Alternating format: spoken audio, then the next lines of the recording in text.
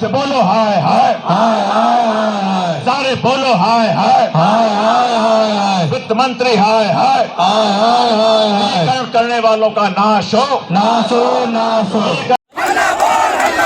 आगे वाले हल्ला बोल, हल्ला बोल, हल्ला बोल, पीछे वाले हल्ला बोल, हल्ला बोल, हल्ला बोल, महिला पार्टी हल्ला बोल, हल्ला बोल, हल्ला बोल, शंकर पार्टी हल्ला बोल, हल्ला बोल, हल्ला बोल, देश की जनता हल्ला बोल, हल्ला बोल, हल्ला बोल, सब मिलकर हल्ला बोल, हल्ला बोल, हल्ला बोल, हल्ला बोल, हल्ला बोल, हल्ला बोल, हल्ला बोल। नमस्कार दोस्तों, मेरा नाम गौरव है। आप देख रहे हैं नेशनल ब्लॉगर। इस समय हम लोग लखनऊ के एसबीआई बैंक के मुख्य ब्रांच पर मौजूद है। यहाँ पर निजीकरण को लेकर एक विरोध प्रदर्शन चल रहा है और इसी तरह का विरोध प्रदर्शन संपूर्ण देश में इस समय चल रहा है। जितने भी बैंकर्स हैं सब लोग इकट्ठा होकर ये इस निजीकरण का विरोध कर रहे हैं और कह रहे हैं कि सरकार जो निजीकरण कर रही है बिल्कुल गलत है। आप मेरे पीछे देख सकते हैं कि कितनी बड़ी तादाद में आज यहाँ पर बैंकर्स इकट्ठा हुए हैं और इसी वजह से आज पूरे संपूर्ण देश में जो बैंकिंग सुविधाएँ हैं वो बंद हैं।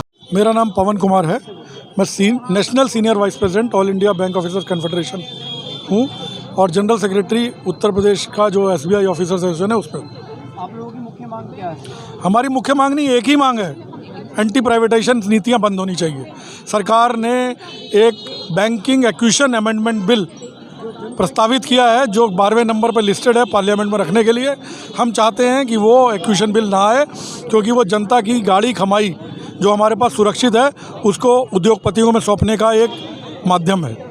किस प्रकार से जो निजीकरण है देशवासियों के लिए और देश के लिए खराब है? देखिए, भारत में प्राइवेट बैंक भी काम कर रहे हैं और सरकारी बैंक भी काम कर रहे हैं। 98% जनधन खाते जो आम पब्लिक के हैं, जो उन लोगों के हैं जिनको पास आज तक बैंकिंग सुविधा नहीं थी। 98.4% स्वनिधि लोन जो सारे रेहड़ी वाले छोटे दुकानदार उनको दिए गए हैं, जिनको 10-10 हज़ार रुपये के लोन दिए गए हैं, जिनके पास नहीं था। हिंदुस्तान के 87% मुद्रा लोन वो सरकारी बैंकों ने दिए हैं।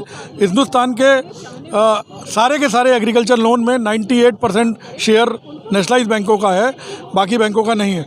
इससे ये संबंध में आता है कि हम आम जनता की सेवा कर रहे हैं, हम आम जनता को बैंकिंग सुविधा दे रहे हैं। उनके डिपॉजिट हमारे पास हैं।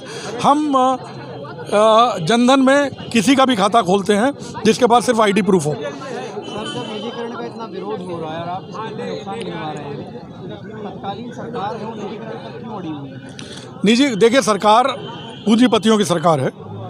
सरकार पूंजीपतियों के से पैसे से बन के आई है। मैं एक एग्जाम्पल दूंगा।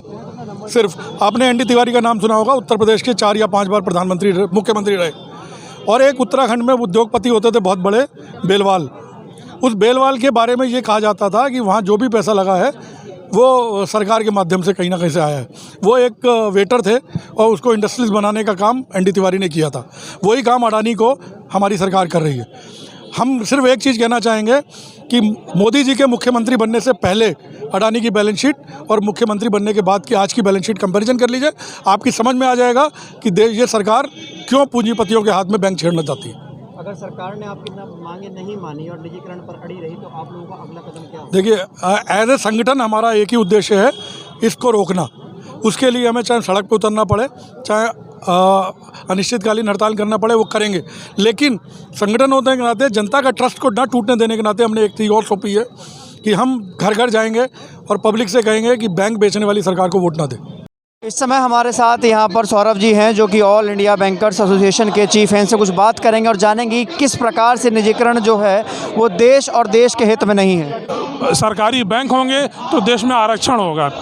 जो लोग आरक्षित वर्ग से आते हैं, जो लोग गांव गरीब किसान हैं, वो उनको एक सम्मानजनक नौकरी और सुविधाएं मिलती हैं। सरकारी बैंकों को जहां बढ़ाने की ज़रूरत है तब सरकार इनको निजी करने जा रही है। अभी तक सरकार ने ये नहीं बताया कि बैंकों को विलय करने का क्या फ़ायदा हुआ। उससे नौकरियां घटी, उससे गाँव में, जंगलों में, सुदूर अंचलों में शाखाएं घटी, लेकिन उसके बाद भी सरकार निजीकरण के माध्यम से और शाखाएं घटा रही है। तो ये एक आत्मघाती कदम है। अर्थव्यवस्था जब गर्त में है, जब 30 साल में महंगाई सबसे ज़्यादा है, उस समय ये निजीकरण आत्मघाती कदम है। सरकार को इसको वापस लेना चाहिए। हम बार बार अपील कर रहे हैं, सभी बैंक के अधिकारी कर्मचारी, समाज के विभिन्न वर्ग, सरकार अगर नहीं मानेगी तो हम अनिश्चितकालीन हड़ताल पे जाएंगे, संसद में लड़ेंगे, सड़क पे लड़ेंगे, जहाँ हम लड़ पाएंगे वहाँ लड़ेंगे। अच्छा सर, एक आखिरी सवाल पूछना चाहेंगे आपसे कि इस समय जो बैंकों में रिक्त पद हैं और जो बैंकों की स्ट्रेंथ है, जो उनकी स्ट्रेंथ है, उसके क्या हालात हैं? देखिए, बैंकों में रिक्त पदों के हालात इतने हैं कि जब हम प्राइवेट और निजी क्षेत्र के बैंकों से तुलना करते हैं और हमारे यहाँ जो स्टाफ स्ट्रेंथ है, बहुत ज़मीन आसमान का अंतर है। हमारे यहाँ सैलरी स्ट्रक्चर उस तरह से नहीं है जिस तरह से प्राइवेट बैंकों में है। और उसके बाद हमने बहुत सारे आउटसोर्सिंग की सर्विसेज कर रखी हैं जिसमें भर्ती की ज़रूरत है, चाहे वो एटीएम का गार्ड हो या बैंक मित्र हो या रिकवरी की स्थिति हो। हमें एडिक्वेट रिक्रूटमेंट नहीं मिला है। सरकार ने अभी जो संसद में बयान दिया है, हम सभी कर्मचारी अधिकारी यूनियन उससे इत्तेफाक नहीं रखते। हमें लगता है कि रिक्रूटमेंट और ज़्यादा होने चाहिए जिससे हमारे लोगों के ऊपर बोझ बढ़े और लोगों का काम आसानी से हो सके, बिना किसी दुविधा के, बिना किसी असुविधा के हो सके। मेरे साथ अभी यहाँ पर कुछ महिला बैंकर्स जुड़ चुकी हैं। इनमें से हमारे साथ एक श्वेता राय जी हैं जो वुमेन वर्किंग कमेटी की सेक्रेटरी है, जिनसे हम बात करेंगे और जानेंगे कि निजीकरण का विरोध आखिर ये लोग क्यों कर रहे हैं। क्योंकि हमारे देश में आम आदमी के मन में एक भ्रम बनाया जाता है मैम कि जो सरकारी कर्मचारी हैं, जो सरकारी बैंकर्स हैं, वो कुछ काम नहीं करते। अगर प्राइवेट हो जाएगा तो सर्विस अच्छी मिलेगी और मतलब अमूमन बैंकों को लेकर धारणा रहती है कि बैंक कर्मचारी काम नहीं करते, टाल देते हैं। अगर प्राइवेट बैंक होगा तो कर्मचारी काम करेंगे, तो ऐसा क्या है? एक बात आप जान लीजिए कि जो साधारण जनता है, ज़रा उनसे ही पूछ लीजिएगा कि साधारण जनता क्या प्राइवेट बैंक में जाती है। सबसे पहली बात तो ये है, ठीक है, साधारण जनता जाती नहीं है। और जितनी भी जाती है वो बहुत, जिनके पास बहुत पैसा है या जनरल लोग जिनको बहुत सर्विस चाहिए, पैसे का कोई अहमियत नहीं है। मेरे यहाँ खुद ऐसे लोग हैं जो बहुत अच्छे पोस्ट में हैं, उन्होंने अपने प्राइवेट बैंक में, मैंने पूछा उनसे, जबकि उनकी पेंशन है और बाकी सारी सुविधाएं वो हमारे यहाँ से लेते हैं, लेकिन बाकी जो सुविधाएं हैं जो वो जाते हैं, बोलते हैं हम प्राइवेट में ही रखेंगे। हम बोले क्यों? क्योंकि हमें पैसे से नहीं मतलब है, हम 10,000 से अकाउंट खोलते हैं, हमें सर्विस चाहिए 2 मिनट में।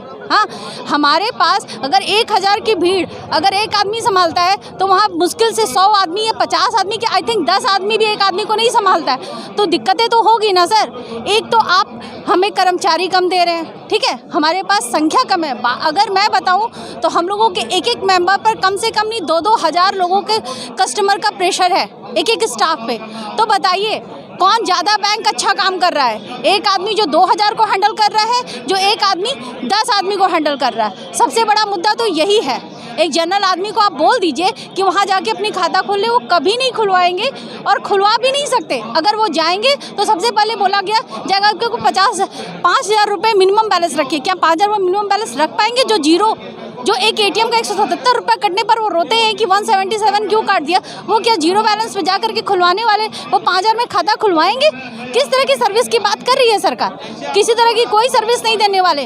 आज अगर हम देखें प्राइवेटाइजेशन की बात ही करें, अगर बहुत सारे जो प्राइवेट हैं उनकी सर्विस चार्जेस देखिए और हमारी सर्विस चार्जेस देखिए। हम सेवा करते हैं बैंक की, हम ये नहीं कि हम सिर्फ लाभ के लिए काम करते हैं, हम सेवा कर रहे हैं, हम देश की सेवा कर रहे हैं, ये हमारे लिए मुद्दा है। और जी हाँ, आप लोगों ने देखा किस प्रकार से यहाँ पर बैंकर्स ने अपने तर्क दिए निजीकरण के खिलाफ। और देखने वाली बात यह है कि क्या निजीकरण देश के लिए अच्छा साबित हो पाता है या नहीं, क्योंकि आखिर जब से सरकार आई है, सरकार की यूएसपी रही है हर सेक्टर को प्राइवेट सेक्टर में धकेलने की। अब देखने वाली बात यह होगी कि क्या बैंकिंग सेक्टर को प्राइवेट सेक्टर में धकेल कर सरकार कितना सही काम करने जा रही। क्योंकि एक समय वो था जब 1970 के दशक में जब इंदिरा गांधी की सरकार ने सभी बैंकों का राष्ट्रीयकरण किया था और आम जनमानस तक बैंकिंग सुविधा पहुंचाने की कोशिश की थी। पर आज ये सरकार जो आई है, ये बैंकों का निजीकरण करके, बैंकों का विलय करके, पहले ही बैंकों की शाखाएं उनकी संख्या घटाती जा रही है, उनके कर्मचारियों की संख्या घट रही है। और सुनने में ये भी आ रहा है कि 2010-11 तक बैंकों में काफ़ी भारी भरकम मात्रा में वैकेंसीज आया करती थी, जो कि घटकर अब बहुत कम हो गई। अब देखने वाली बात यह रहेगी कि ये निजीकरण देश के लिए सही साबित हो पाएगा या नहीं। ऐसी और अधिक रिपोर्ट्स और खबरें देखने के लिए देखते रहिए नेशनल ब्लॉगर। मैं गौरव पाल, धन्यवाद, जय हिंद।